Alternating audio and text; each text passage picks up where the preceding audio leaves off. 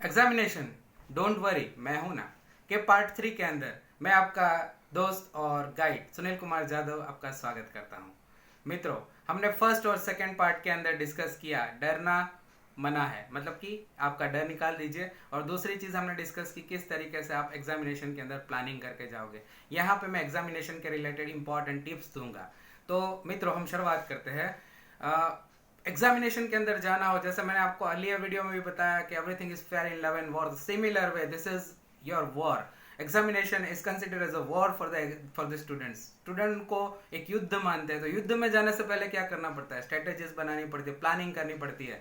एक एग्जाम्पल के साथ समझाऊंगा। मान लीजिए आपने एक स्वॉर्ड उठाई, तलवार उठाई, और आप मारने गए, अचानक से एक तलवार उठा के गए और सामने अटैक किया, और फिर पता चला कि किसी के गले के पास लेके गए, और मान लीजिए कि वहां पे वो जो तलवार है वो धारदार नहीं है, तो नेक्स्ट क्या होगा हमें पता है। ये एक एग्जाम्पल दिया था फ्रेंड्स। तो उसी तरीके से जब हमें पता है कि युद्ध में जाना है तो क्या करना पड़ेगा? हमारी जो स्वॉर्ड है, मतलब कि तलवार है, उसको हमें धार करके जाना है। उसी तरीके से एग्जामिनेशन में जाने से पहले हम क्या करेंगे? तो फ्रेंड्स, हम लोग अपने जो भी इंस्ट्रूमेंट्स है, हमारे जो भी चीज़ें हमें एग्जामिनेशन के अंदर यूजफुल होगी, उस सारी चीज़ों को हमें तैयार करके जाना है। Examination is not exactly the war, but मैं आपको एक एग्जाम्पल दे रहा हूँ। और वॉर तो होना ही नहीं चाहिए, हम सब चाहते हैं कि वॉर कभी ना हो। बट जैसे हमने बात की कि जब कोई भी वॉर होता है तो नुकसान तो होता है, बट इसको अगर मैं वॉर भी मानूं तो आपको प्लानिंग करना बहुत ही ज़रूरी है।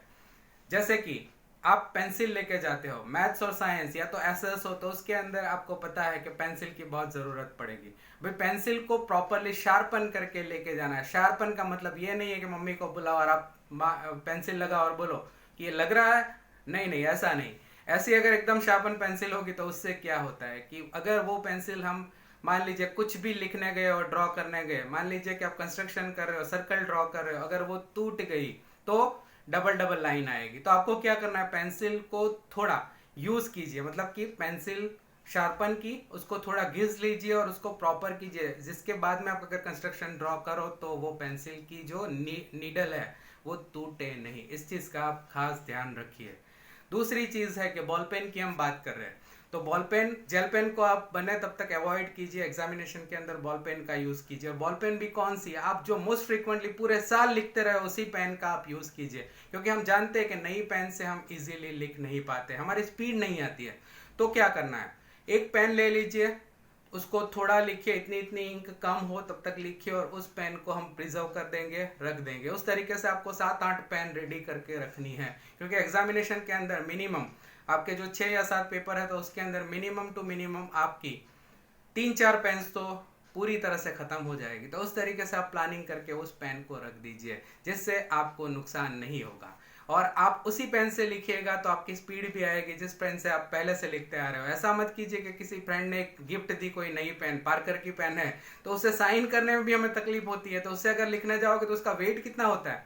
आप जिस पेन से यूजुअली लिखते हो उसी पेन का आपको यूज करना है।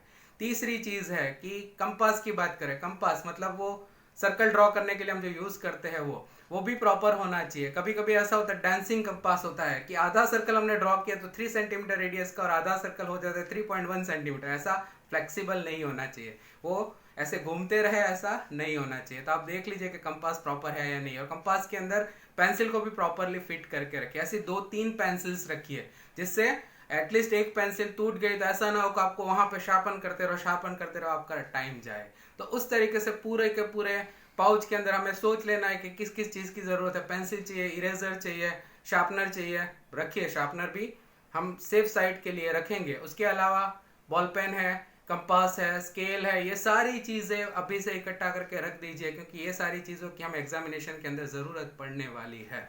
और ऐसा ना हो कि एक्साइटमेंट में आप उठ के चले गए एग्जामिनेशन के अंदर, ये सब कुछ रखा हुआ है और वो पाउच ही घर पे रह जाए, ऐसा ना हो। इसके लिए वो भी केयर लीजिए। एग्जामिनेशन के ड्यूरेशन में आपको माइंड को शांत रखना है, और ये सारी चीज़ों को आपको प्रॉपरली प्लानिंग करके पहले से प्रिजर्व करके रख देना है, जिससे एग्जामिनेशन के अंदर आपको तकलीफ ना हो। तो जैसे मैंने बताया कि एग्जामिनेशन के लिए प्लानिंग की ज़रूरत है, तो ये सारी चीज़ों की भी आप प्रिपरेशन प्रॉपरली करके रखिए। आपकी वॉच है, पीने के लिए आप ट्रांसपेरेंट बॉटल के अंदर पानी लेके जा सकते हो। अपनी हॉल टिकट साथ में ले लीजिए। हॉल टिकट के अंदर जो एग्जाम जो सुपरवाइजर होगी उनकी साइन लेनी जरूरी है। तो ये सारी चीज़ों का आपको ध्यान रखना है, और ये सारी चीज़ें आप अपने साथ में लेके जाइए, तो जिससे इजीली आप एग्जामिनेशन के अंदर प्रॉपरली प्लानिंग के साथ वर्क कर सकते हो। नेक्स्ट वीडियो के अंदर हम देखेंगे और ज़्यादा।